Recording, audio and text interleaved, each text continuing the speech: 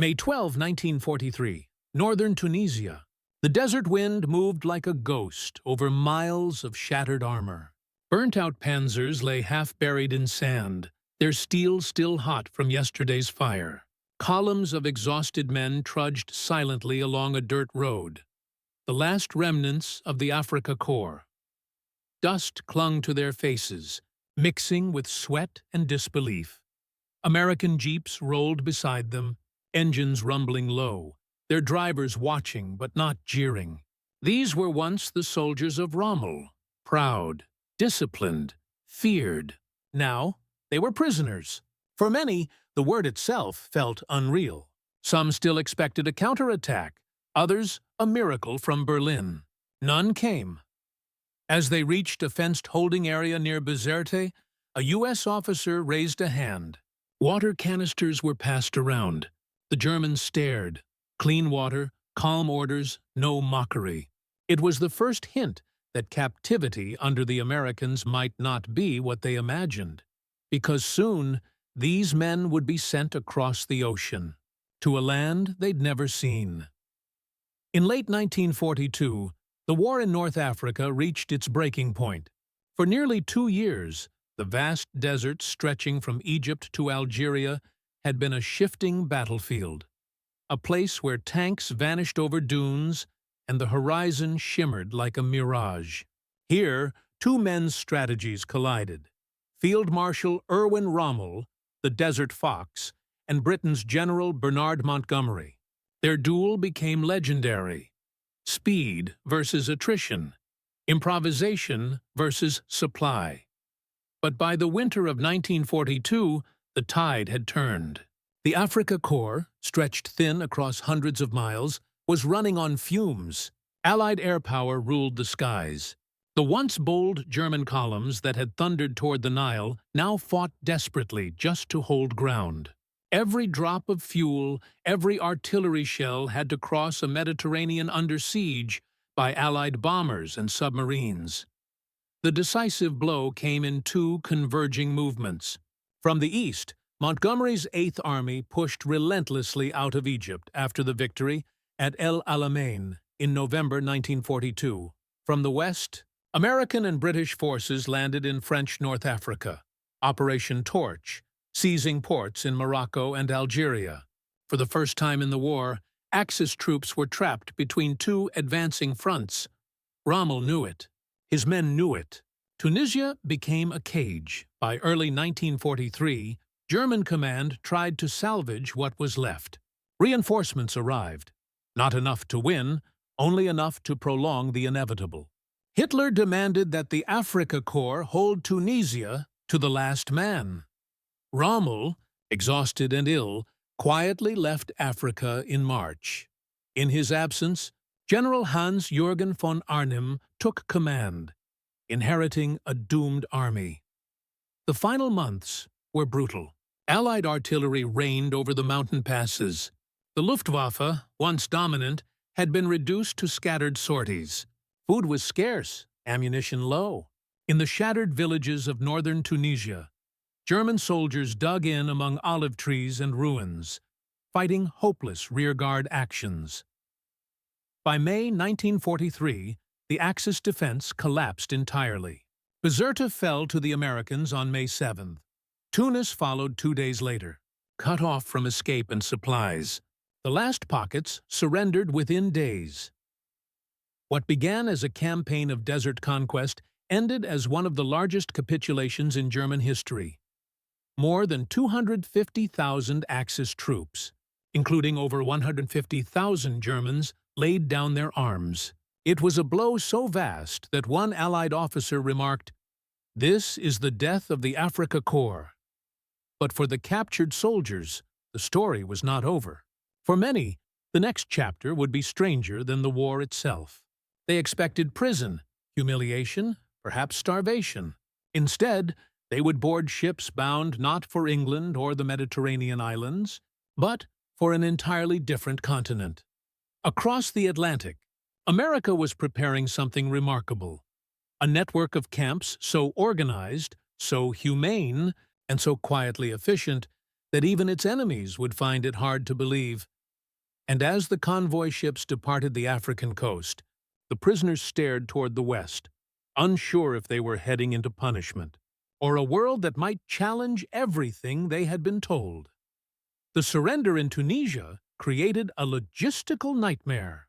In just a few days, the Allies found themselves in control of 250,000 Axis soldiers, a number greater than the population of many American towns. Prisoners filled every field and valley between Tunis and Bizerte. Long columns of men waited for transport, their helmets dangling from belts, rifles piled in neat rows. The war, for them, had ended abruptly.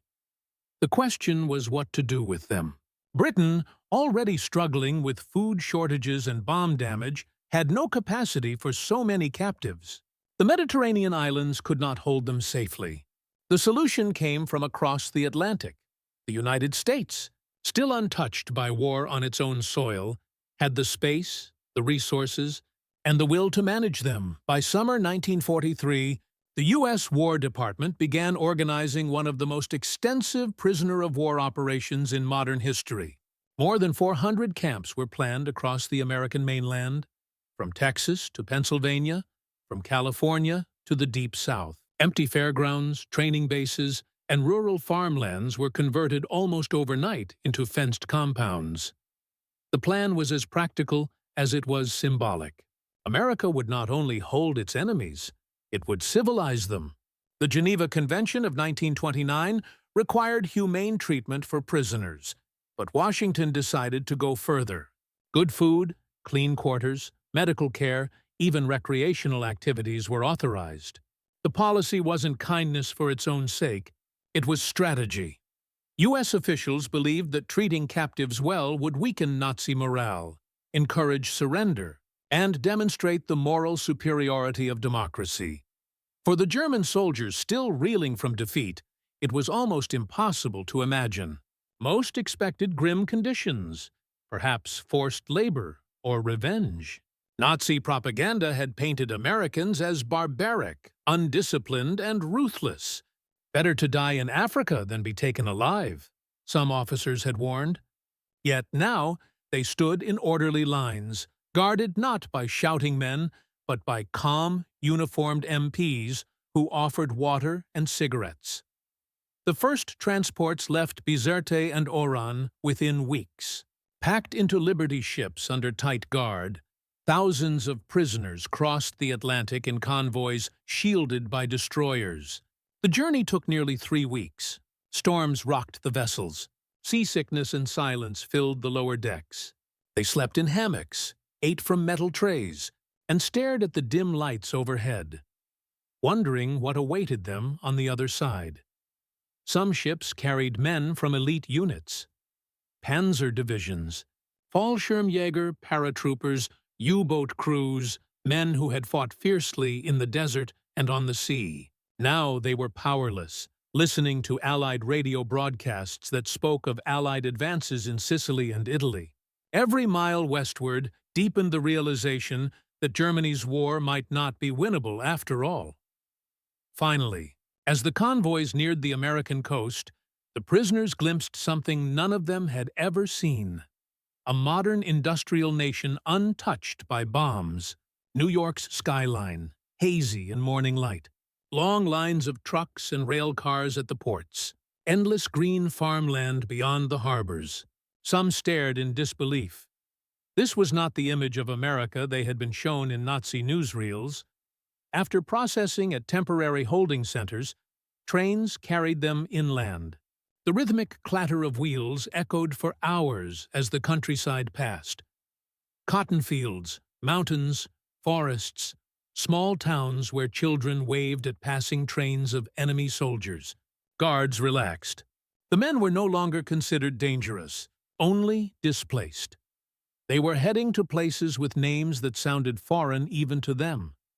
Camp Swift in Texas, Camp Shelby in Mississippi, Camp Atterbury in Indiana, Camp Cook in California. Thousands of miles from the battlefield, these would become small, fenced cities of order and routine. places where defeated men would experience something they never expected: respect. And as the first trains rolled through the gates of these American camps, the reality of captivity began to take shape. The war was far away now, but another kind of revelation was about to begin. One that would leave many of these soldiers questioning everything they thought they knew about enemies, honor, and freedom. Key 2. 1. The human angle, shock and surrender, for the German soldiers, the first days inside the American camps, were surreal. Behind the barbed wire, there was silence. Not the silence of fear, but of disbelief. The compounds were clean. The barracks, wooden but sturdy, had proper beds, windows, and working stoves. Men who had spent months sleeping in foxholes found themselves issued mattresses, blankets, and soap. They were given uniforms marked simply PW, Prisoner of War, white letters stenciled on khaki. The humiliation they expected never came. There were no beatings, no hunger, no forced labor beyond routine maintenance. Instead, they received meals that rivaled what many American soldiers ate: beef, vegetables, bread, coffee, even fruit on occasion. For men who had survived on watery soup in North Africa, it felt like excess. At first, suspicion ruled. "It's a trick," some muttered. Others refused to eat, convinced the food was poisoned. But as days turned to weeks, the routine became normal. Wake-up call, roll call, breakfast, work detail, mail, rest. A strange calm descended. Letters from home arrived months later, carefully censored, but still precious. They spoke of bombings, shortages, and the cold despair of a collapsing Reich. The prisoners compared their own conditions, and the contrast was unbearable. Some felt shame, others guilt, a few even gratitude.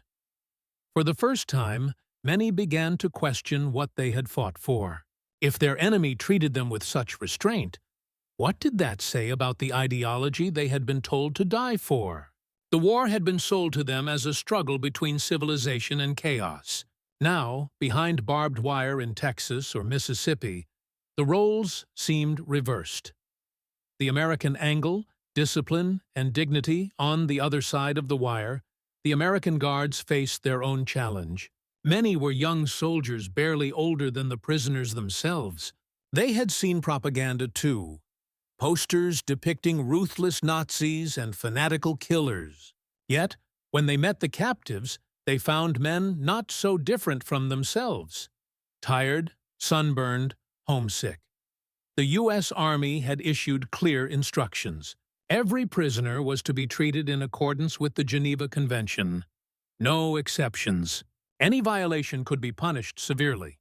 Officers reminded their men that America's reputation was on display. "You represent democracy," one manual read. "How you behave toward these prisoners will show the world what we stand for." So, the guards maintained discipline without cruelty. They learned basic German phrases to give orders clearly. They allowed the prisoners to organize small councils, run kitchens, and even stage sports matches. Baseball diamonds appeared next to barbed wire. Soccer fields, too. The monotony of captivity turned into routine, and routine turned into structure. Some American officers were skeptical. "We're feeding them better than our own people," one colonel complained. But others saw it differently. The War Department understood that morale among prisoners was a weapon. A content prisoner was less likely to rebel, escape, or cause trouble. Moreover, humane treatment encouraged surrender. Every German soldier who heard that Americans treated prisoners well was one less man willing to fight to the death. The system worked. Across hundreds of camps, there were remarkably few uprisings or escape attempts. The guards came to respect the prisoners' discipline, and the prisoners, in turn, respected the guards' fairness. It was an uneasy peace, built not on friendship, but on professionalism and mutual recognition of order. The cultural angle. Propaganda meets reality in Germany. Nazi propaganda had painted the United States as a chaotic nation, racially divided, morally corrupt, and ruled by greedy capitalists. The average German soldier expected to find a brutal occupier, not an organized democratic power. What they discovered inside the camps was a contradiction too large to ignore. The guards addressed them by rank. Medical officers treated their wounds. They were allowed to attend religious services. Camp libraries stocked books, including German classics. In some camps, orchestras were formed. The American officers encouraged it. They understood that culture could stabilize morale. The Geneva Convention permitted such activities, and Washington approved anything that maintained order without aiding the enemy. Still, the cultural shock was immense. When prisoners were taken on supervised work details outside the camps to harvest crops, build roads, or repair fences, they saw everyday America up close. Towns untouched by war, families driving cars, shops filled with food and goods, black and white Americans working side by side, imperfectly but openly. The prisoners were astonished. This was not the decadent democracy their leaders had condemned. It was organized, industrious, confident. Many began to talk quietly among themselves. If this is the enemy, what exactly have we been fighting against? Some German officers tried to maintain ideological control, warning their men not to be softened by American lies. But reality was persistent. The luxury of captivity, the security, the fairness, the absence of fear was itself a lesson. For many, it marked the beginning of internal defeat, not the kind measured in battles, but in beliefs. And that quiet shift, from contempt to questioning, would soon deepen as they discovered just how far America's humanity could extend. The next revelation came not from ideology, but from engineering, from how these vast camps functioned like clockwork across a continent at war. Vorn adpitin, saturent for. The technological and logistical angle, America builds an empire of order by mid-1943. The United States had turned prisoner management into an industrial operation. In less than a year, more than 400 POW camps and 500 branch camps spread across the American heartland. A quiet, invisible empire fenced with barbed wire. Everything about it reflected American efficiency. Each camp was designed according to a standardized blueprint. Wooden barracks aligned in rows, central kitchens, latrines, recreation yards, and infirmaries. Power lines, water tanks, and drainage systems mirrored those of U.S. Army bases. The War Department's Corps of Engineers oversaw construction with remarkable precision. Some camps were completed in just weeks. Logistics was key. Trains carried food, mail, and supplies with clockwork timing. The U.S. Quartermaster Corps distributed uniforms, blankets, and medical kits as if for American troops. Even the camp's economies were structured. Prisoners were paid small wages in canteen coupons, which they could spend on cigarettes, soap, or writing paper. The result was staggering. By 1944, over 370,000 German POWs lived and worked on American soil. They harvested crops, built roads, cut timber, and repaired rail lines, contributing quietly to the home front labor shortage. Yet the system remained under firm control. Each camp had armed guards, double fences, watchtowers, and a strict chain of command. Despite the scale, escapes were rare. Most prisoners knew there was nowhere to go. America was too vast, too alien. Those few who tried rarely got far before being caught or turning themselves in. The logistical perfection of the system, food, order, safety, made captivity almost easier than freedom. It was not comfort alone that impressed the Germans. It was the organization. Here was a country fighting a global war on 3 fronts, and yet it managed to build, supply, and maintain entire communities for its enemies. That quiet efficiency struck many POWs more deeply than any battlefield victory. It showed power, not just in weapons, but in discipline. The moral and psychological angle. Confronting the enemy within, behind the order and calm, however, ran an invisible psychological current. For many prisoners, the shock of humane treatment triggered a slow moral reckoning. Inside the wire, ideological hierarchies persisted. Hardline Nazis tried to control their comrades through intimidation. They organized secret cells, punished dissent, and denounced those who expressed admiration for America. In some camps, violence erupted. At Camp Tonkawa in Oklahoma in 1943, a prisoner suspected of collaborating with U.S. authorities was lynched by fellow Germans. The U.S. military cracked down, relocating extremists to isolated compounds. But something had changed. The majority of POWs began to distance themselves from fanaticism. The comfort of fairness, the routine of work, the absence of fear, eroded blind loyalty to the Reich. Chaplains and camp educators, many of them German-speaking Americans, encouraged discussion and reflection. Psychological reports from the War Department noted a pattern. The better the treatment, the more self-critical the prisoners became. Some began writing in diaries that they feared returning to a Germany ruled by madmen.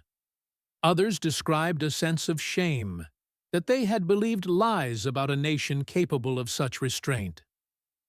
To the Americans, this was moral warfare at its finest. No lectures, no propaganda, only exposure to a system where justice replaced ideology. Over time, it worked more effectively than any leaflet dropped from a plane. For the Germans, the experience was confusing but transformative. Many later recalled that their real defeat began not in the deserts of Tunisia, but in the calm, methodical order of an American camp. The leadership angle. A philosophy of strength through decency at tea. The heart of this operation was a unique kind of leadership, one that believed decency could be a weapon of power. American officers overseeing the camps were selected for their discipline and judgment. They were told that every prisoner represented a test of national character. The orders came directly from Washington. Treat them well, not because they deserve it, but because we do. This philosophy ran counter to vengeance. It required patience, fairness, and restraint. Colonel Earl Harrison, an advisor on POW administration, wrote that how we manage our enemies will determine how the world judges us after victory. His words became quiet. Doctrine.camp commanders enforced strict order but allowed self-governance wherever possible. German officers retained nominal command over their men inside the barracks, subject to American oversight. The arrangement preserved discipline and minimized rebellion. Some U.S. commanders even organized lectures on democracy and international law, not as indoctrination, but as education. Many guards struggled with this approach. They had brothers or friends killed in Europe and found it hard to show restraint. Yet over time, respect replaced anger. Prisoners who worked hard or followed rules were rewarded. Those who didn't face discipline without cruelty. The effect was profound. The camps became microcosms of a new kind of warfare. One fought not with bullets, but with integrity. In the long run, it did what no weapon could. It planted the seed of democratic values in thousands of men who would later rebuild their homeland. When one American officer was asked why the prisoners were treated so well, he answered simply, "Because we intend to win the peace, not just the war." That idea, to win through example, would soon reach its emotional height as the German soldiers themselves confronted the full reality of what awaited them in America's heartland. Their first real confrontation with that reality came upon arrival, when train doors opened to reveal not punishment, but a level of comfort that defied everything they believed possible. When the first trains of German prisoners rolled into the American camps in the summer of 1943, silence filled the carriages. Dust clung to their boots. They had crossed a continent from Atlantic harbors through endless plains, forests, and farmlands. Now, As the train brakes hissed and the doors opened, they stepped into sunlight and uncertainty. Before them stretched neat rows of wooden barracks, watchtowers, and fences that gleamed under the morning sky. The air smelled of pine and distant rain, not of war, not of smoke, but of life continuing without destruction. "Out! Line up by fives!" an MP shouted, his accent sharp but not cruel. The prisoners obeyed, boots clicking on gravel, the rhythm instinctive. They had been trained to fear humiliation. Instead, they were met with efficiency. Guards checked lists, assigned numbers, and directed them toward registration tents, where medics examined each man for disease or injury. Bandages were replaced. Water was offered freely. Inside the camps, the newcomers saw what few could have imagined. The barracks were not cages, but buildings, insulated, with bunks, heaters, and windows. Showers ran with hot water. The dining halls smelled of real food: bread, stew, coffee. The men stared as trays were handed out by American cooks. No shouting, no beatings, just order. At Camp Swift in Texas, prisoners sat quietly at long tables, their eyes wide as they tasted their first American meal. Beef stew, potatoes, canned fruit, milk. It felt unreal. Some whispered prayers of thanks. Others wept quietly, hiding faces behind their tin cups. A U.S. officer, watching from a distance, later wrote, "They expected vengeance. What they found instead was discipline, and that frightened them more than any gun." The shock deepened in the following days. Medical inspections were thorough but respectful. Ill men were sent to infirmaries with clean beds and white sheets. Every prisoner received a Bible or a German-language book. Camp stores stocked tobacco, paper, soap, and even harmonicas. To many, this was incomprehensible. They had been told Americans were savages, a people ruled by money and chaos. Yet here, the system was precise, almost militarily kind. Some of the older soldiers couldn't reconcile it. They walked the perimeter fences in silence, staring at the American flag fluttering above the guard towers. "They treat us like humans," one wrote in his diary. "But that makes it worse. It means everything we were told was a lie." Younger soldiers adapted faster. Within weeks, soccer fields appeared in open yards, goalposts built from scrap lumber. The Americans allowed it, even brought balls and chalk for the lines. On Sundays, prisoners marched in formation to outdoor church services, German hymns rising softly through Texas wind. Guards often stood and listened. At Camp Atterbury in Indiana, an orchestra was formed using donated instruments. American townspeople occasionally came to listen. The prisoners played Beethoven and Bach, the notes drifting beyond the fences. For both sides, it was surreal. The line between enemy and human blurred in the sound of music. But there was still an undercurrent, a quiet, unresolved tension. Some German officers warned their men not to fall for American hospitality. They insisted this was propaganda in disguise, designed to break morale. Yet as weeks turned into months, even the most hardened among them could not deny the comfort, the structure, and the strange piece of life behind the wire.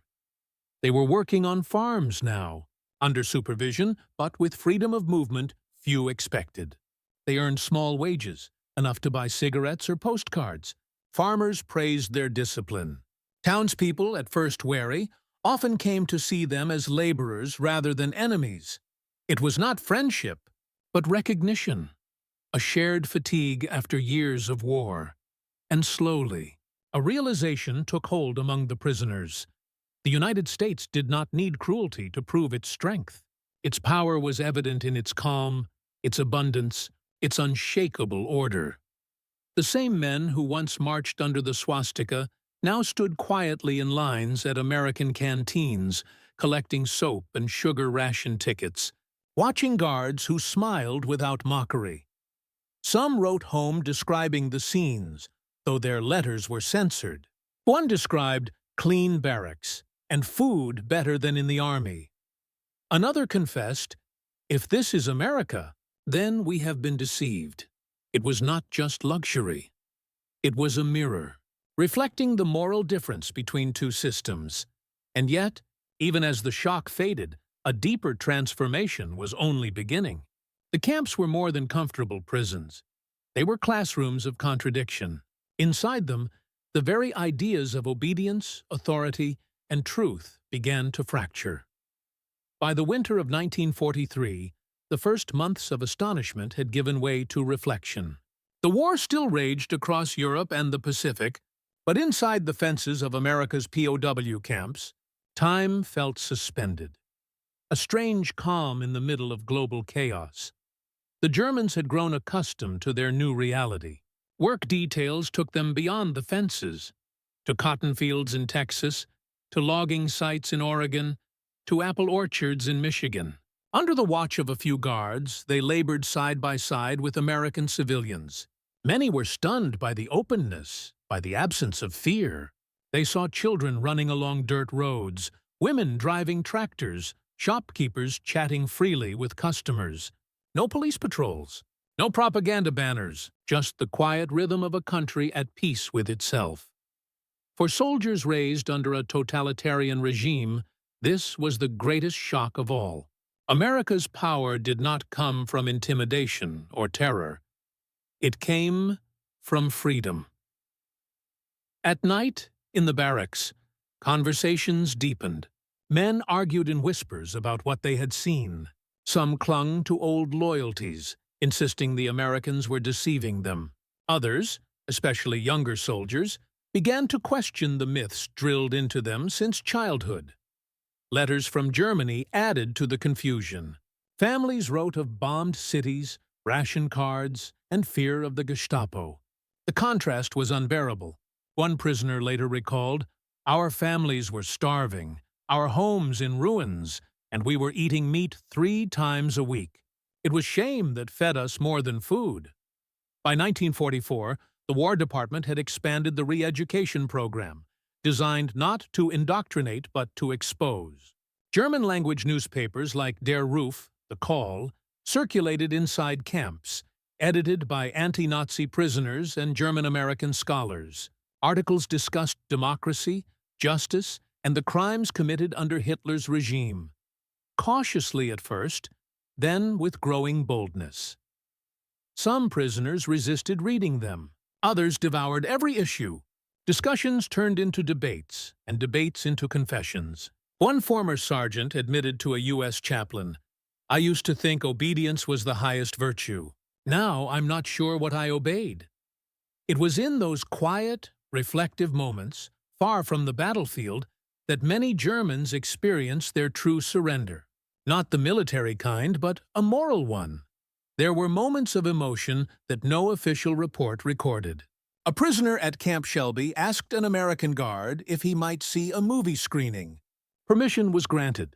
That night, they sat side by side in the recreation hall watching Casablanca. When the lights came up, the German whispered, "Your country fights with pictures. Ours fights with fear." The guard said nothing.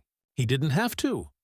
Elsewhere, in Camp Cook, prisoners built model villages and crafted furniture, sending them as gifts to local towns.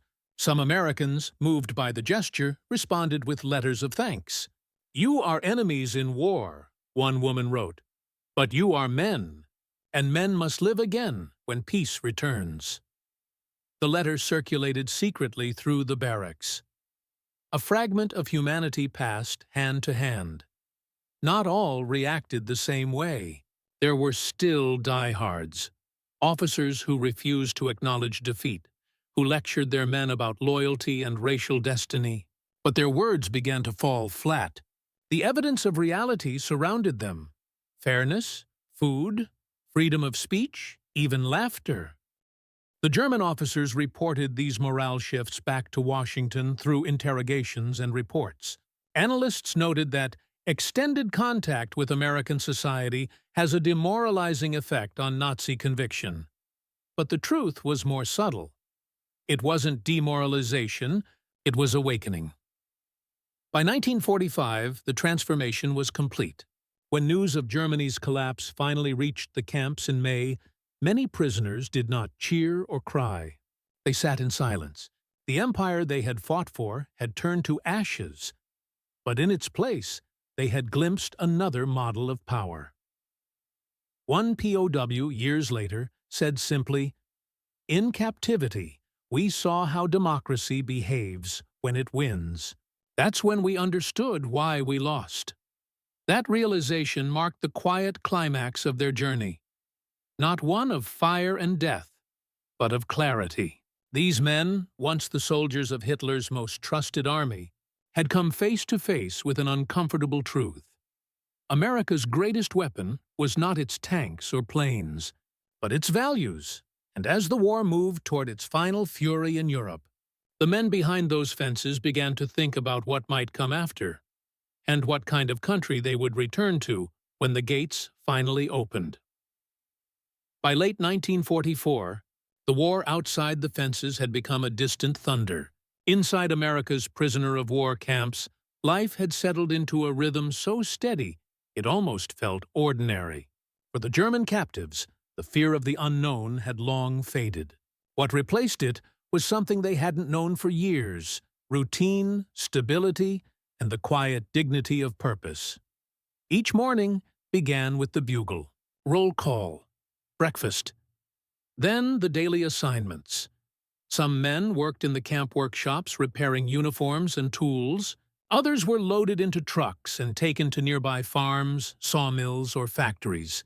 They earned 80 cents a day, not in cash, but in credit redeemable at the camp canteen. It was enough for cigarettes, toothpaste, or the occasional chocolate bar. Farmers across the Midwest came to depend on them. With so many American men fighting overseas, labor was scarce. The Germans harvested wheat, picked cotton, and built irrigation canals. Many farmers, once wary, soon realized these were disciplined workers, efficient, punctual, and grateful for honest work. The irony wasn't lost on anyone. German soldiers, once the face of conquest, now helped feed the nation that had defeated them. Yet it was in these small acts, the swing of a scythe, the repair of a fence, that a quiet reconciliation began. Guards often watched from a distance, rifles slung loosely, as prisoners sang folk songs while they worked. Townspeople, at first cautious, began waving at the passing trucks. Children brought them apples.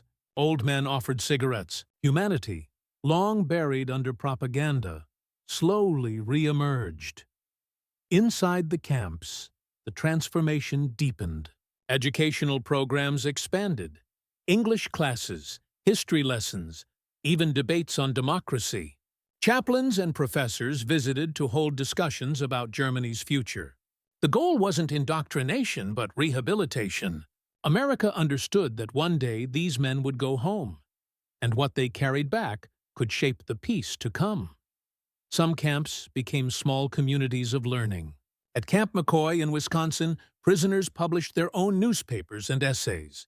At Camp Huntsville in Texas, they painted murals of European villages and built small gardens.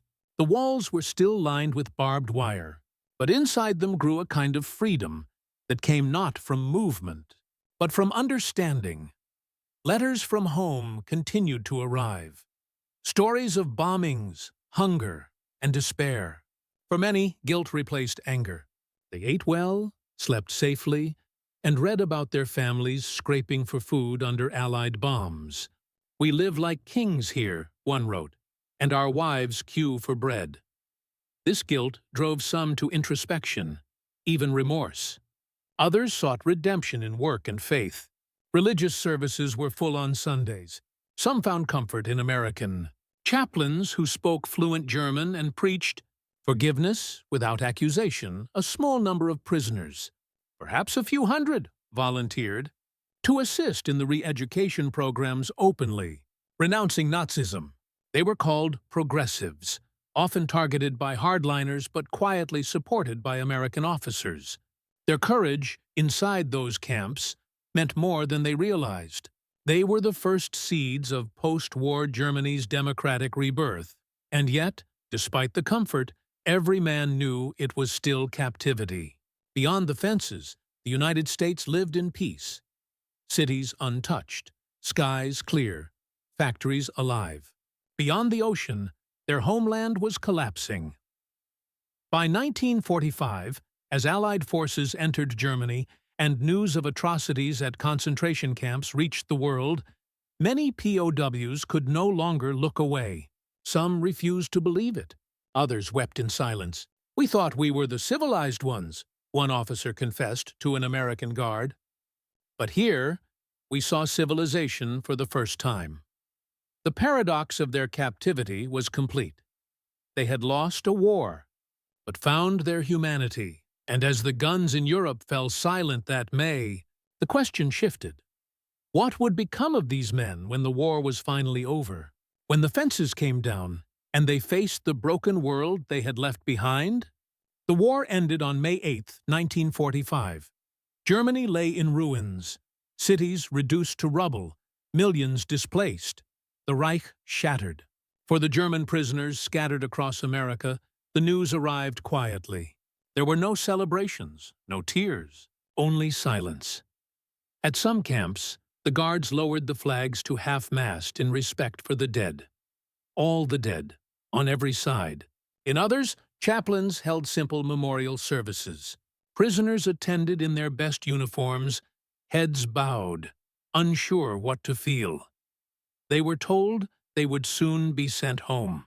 But soon was a word that meant different things in 1945. The U.S. government, facing the vast logistics of demobilization, delayed repatriation for months, even years. Many POWs remained in America through 1946, some even until 1947, long after the guns had gone quiet. In that time, they watched the world change. Newspapers in camp libraries showed photographs of Nuremberg, of the trials, of generals they once obeyed now standing in judgment. Some reacted with shock, others with shame. "We thought we were the good soldiers," one remembered, "but the world saw murder in our uniforms." Still, the Americans kept their promise. The same trucks that once carried them to farms now carried them to ports. From New York, Boston, and New Orleans, they boarded troop ships, not as soldiers, but as men going home to a country they no longer recognized. Their journey didn't end in Germany.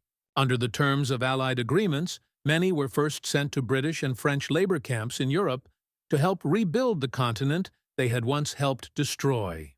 For months, they cleared rubble, repaired roads, and harvested crops. Compared to America, these camps were harsh. Food was scarce, discipline stricter, morale low, and yet the memory of America lingered. Some men spoke of it in whispers: the kindness of guards, the fairness of the system, the books they had read, the music they had heard. "We had seen another world," said one returning POW, "and we could not unsee it." By 1947, most of the roughly 370,000 German prisoners held in the United States had been repatriated. They stepped off ships into a land unrecognizable, cities hollowed, families missing, hunger everywhere. Many returned to homes occupied by foreign troops or buried under ashes. But among them was a quiet resolve, a belief that Germany must never again follow the path of hatred and war. Sociologists who later interviewed these returning soldiers noted a striking pattern. Former POWs held in America were among the most moderate, least nationalistic, and most open to democratic ideals. They had lived the contrast firsthand: dictatorship versus democracy, cruelty versus fairness. In countless post-war towns, these men became teachers, engineers, craftsmen, and fathers who taught their children not of glory, but of caution. Some even corresponded with their former guards and the American families who had shown them kindness. Packages of food and letters of friendship crossed the Atlantic for years after. For the United States, the POW program had been more than containment. It was a quiet campaign of moral diplomacy. It proved that strength could coexist with mercy, that victory did not require vengeance. The Geneva Convention, often seen as paper idealism, had become living proof of civilization in war. And for the Germans who lived it, those years behind barbed wire became something more profound. A mirror held up to their past. In the stillness of captivity, they had learned what freedom truly meant. Decades later, when historians interviewed them, their words carried the weight of quiet truth. We went to America as soldiers of Hitler. We returned as men who had seen humanity. From the red dust of Tunisian battlefields to the wheat fields of Kansas, their journey traced the arc of a moral awakening, one that began with defeat but ended with understanding. The war had ended, but the lessons learned inside those fences would ripple through generations, shaping not just the memory of the men who lived it, but the conscience of the world that followed. And in that reflection, history found its truest victory, not in conquest, but in compassion. History often measures victory in the language of destruction, in tanks destroyed, cities captured, enemies killed. Yet sometimes the most enduring triumph is silent. It happens not on battlefields, but in the space between enemies who choose not to hate. For the German soldiers captured in Tunisia, America became an unexpected classroom, one where defeat taught them more than victory ever could. Behind barbed wire, they discovered a different kind of power, one built on justice, dignity, and restraint. It wasn't propaganda or punishment that changed them. It was decency. Those camps, scattered across the quiet heartlands of the United States, became unlikely monuments to civilization in wartime. They stood as proof that a nation could win a war without surrendering its humanity. Guards and prisoners, two sides once locked in mortal struggle, came to share laughter, letters, even friendship. For a brief moment in history, compassion crossed enemy lines. When those men returned home, they carried more than memories of captivity. They carried the idea that freedom, true freedom, was not born of fear, but of fairness. In their hearts, the image of the American camp became a symbol of what the future could be. A world rebuilt not through domination, but through understanding. And perhaps that is the quiet legacy of those years.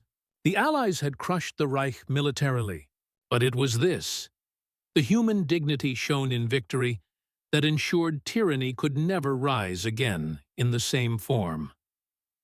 In the long shadow of war, the barbed wire rusted away. The barracks collapsed, the fields grew wild, and the stories faded into memory. But the lesson remained. Civilization is not measured by how we fight our enemies, but by how we treat them when they can no longer fight back. That is where the true victory of World War II lives, not only in the liberation of nations, but in the redemption of men.